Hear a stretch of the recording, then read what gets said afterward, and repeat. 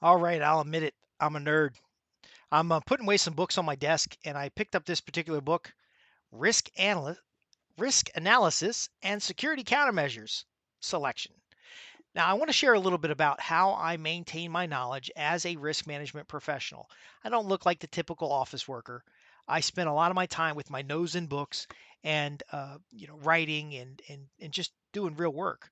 And so I want to share with you why I bother to get books like this and take the time to read them. Now, some of these books are boring, extremely boring, okay?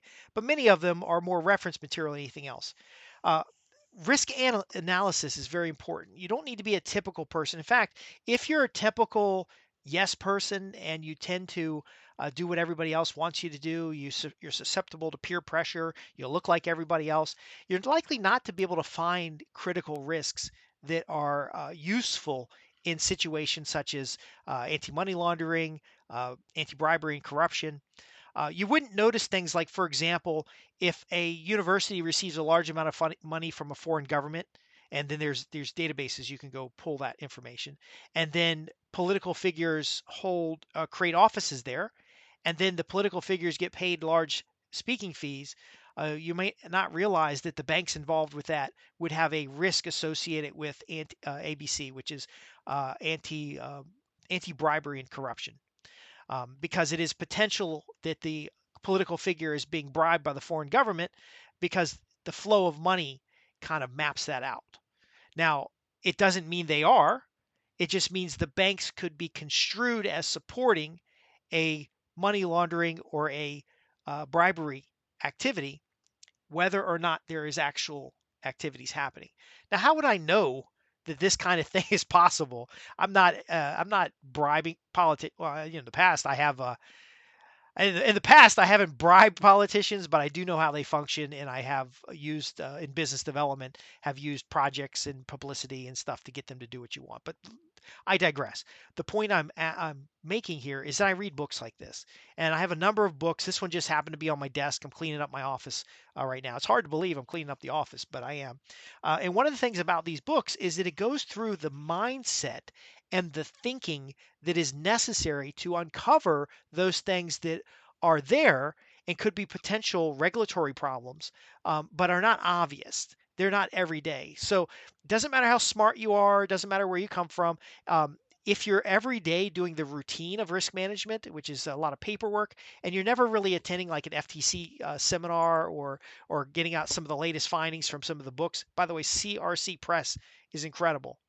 Um, I buy a lot of these books because they are worth revisiting, but you have to almost think about how would someone function that is going to put us at risk, and what are the possible situations without going down some rabbit hole about some Da Vinci theory, elaborate scheme. Usually money laundering is only 2 or 3 steps. It's not like 55 steps. It's not a whole economic system in order to wash money.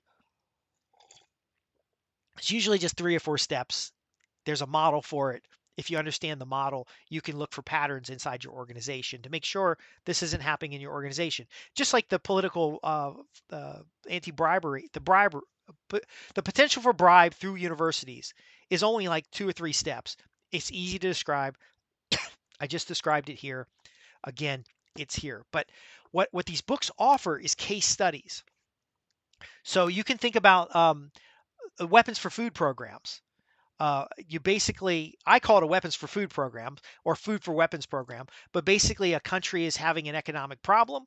They can demonstrate starvation. They go to the UN, they go to somebody, and they get funds, but the funds never make it to the people who are starving. The people who are starving are simply props in order to get free money from a government or IMF loans that are then used to purchase weapons that then keep people starving as long as the weapons are useful for the war or conflict.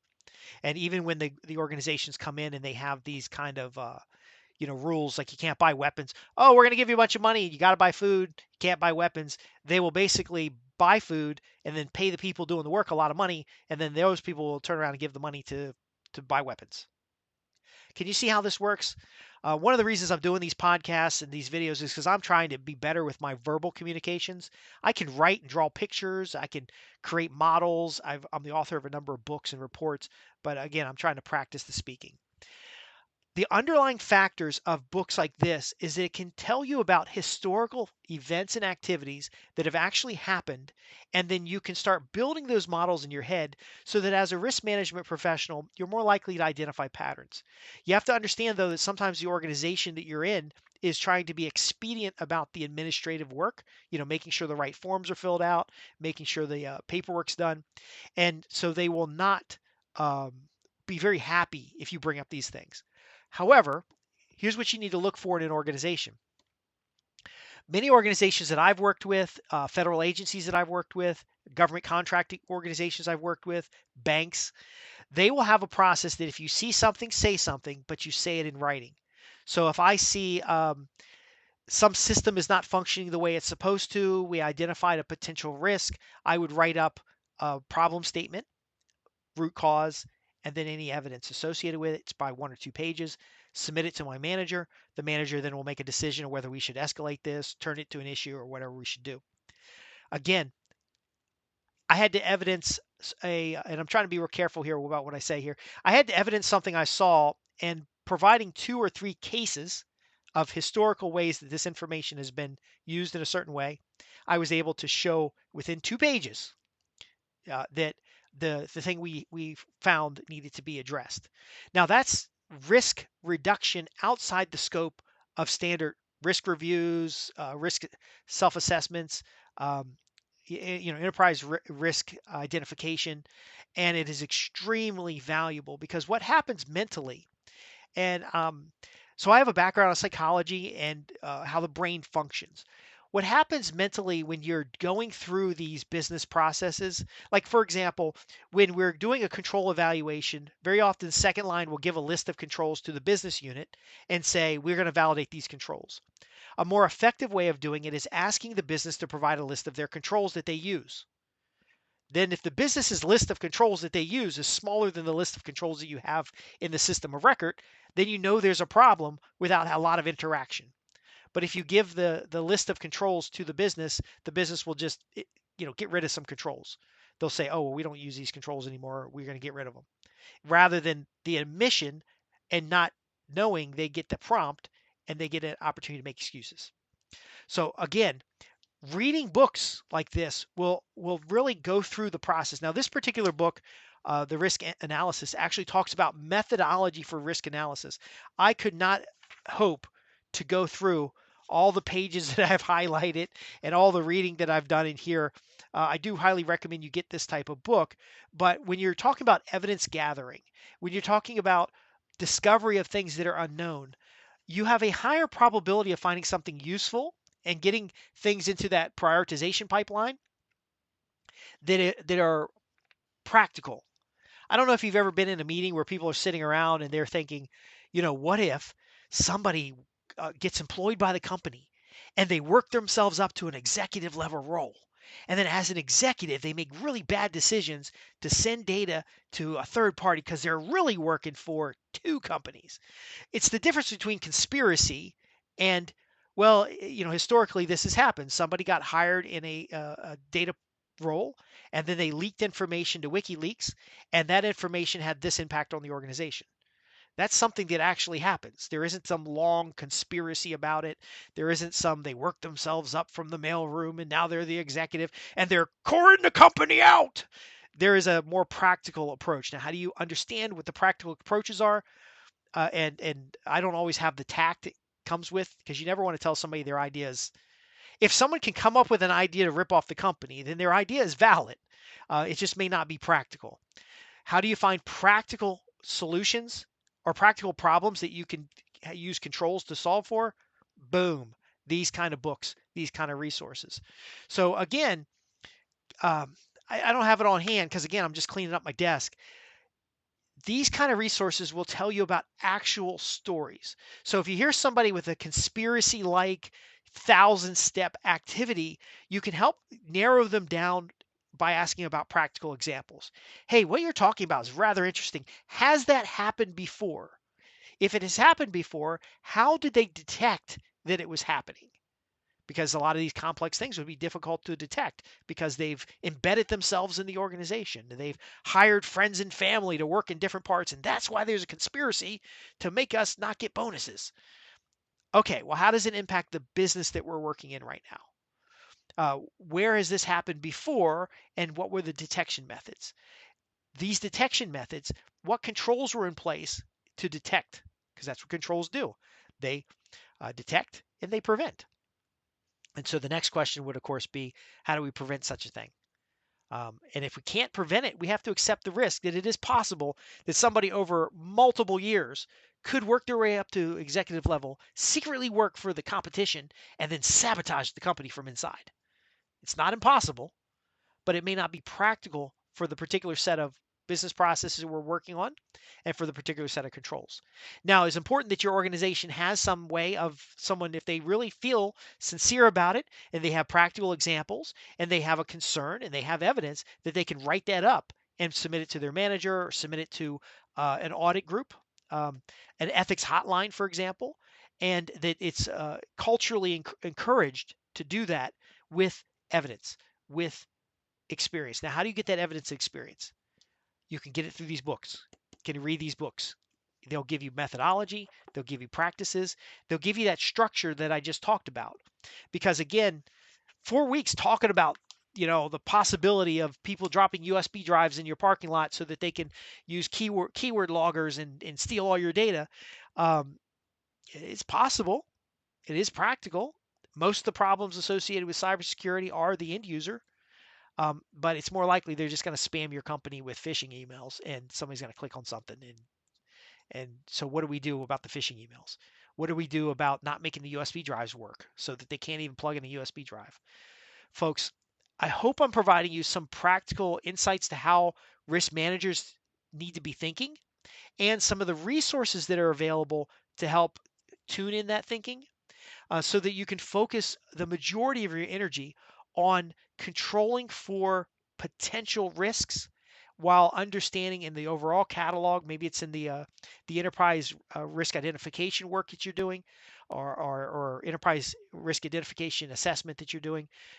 You can start building that library of potential things. In the last maybe 5 years, I have seen some crazy stuff. Like, for example, they can spam the telephones of an organization with a very real sounding artificial intelligence that's designed to sound exactly like the robot voice that the company uses for the emergency response, when you have an all hands or we have an outage, and basically prompt the individual to put in codes and information that compromises a computing environment. 10 years ago, I would never thought that would be possible or a potential to act. Now, again, when I'm giving you these examples, I am well read, so I'm not necessarily giving you example relevant to a previous employer or a client that I've had. In fact, some of these examples for the caveat purposes could be synthesized from experience and whatever other disclaimers that I'm supposed to provide. But folks, as risk management professionals, let's connect. I'd be happy to answer your questions. I'd love to know about things that I've missed. And of course, I'd really appreciate if you have any other books or resources. I'm writing a book on risk management essentials right now. And so I'm going to be doing a lot of risk management content. So I'd be happy to answer your questions. But I am looking for more of these scenario books. I have scenario books on PDF that come from the military. I could probably put a couple links in the description below when it comes to IT security, data security, cyber related security. I've done financial risk, third party risk, and all these areas. Again, these catalogs will save you time. They'll help you with the mindset. They'll help you understand the practicality. They'll help with methodology. And then ultimately, you can start reducing risk. As many of my mentors have said in the past, if we're going to get caught for something in an audit, it needs to be something minimal because all the major problems have been addressed in our controls, in our process with business as usual. Now you can accept risks and uh, control for risk, but you never want to have something that actually happened in the past possibly happen again in the future. Um, especially when your organization has been hit for it several times by regulators. Anyway, I digress. I'm Justin Hitt with Inside Strategic Relations, and this has been a part of my Inside Strategic Relations newsletter, kind of a special thread that we're doing about risk management. You can visit www.insidestrategicrelations.com for tools and tips on how you can improve business relationships while reducing risk in your organization, which ultimately increases the profit of your group. Nothing I've said in here should be construed as what I've done work with a client or with a organization, but it hopefully is practical advice around the mindset and the analytical skills that are necessary to be a good risk professional.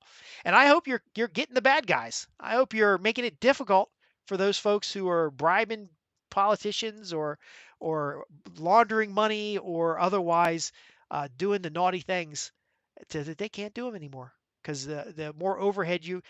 I'm going to leave you with one last example. Drug cartels in Mexico are now smuggling eggs and avocados because it's not profitable to be smuggling drugs. It's not as profitable to smuggle drugs at the time of this recording. Let's make it hard for the bad guys and make it easier to detect, to reduce, to prevent risks. Thanks for watching. Like and subscribe if you're seeing this on a podcast channel or my YouTube.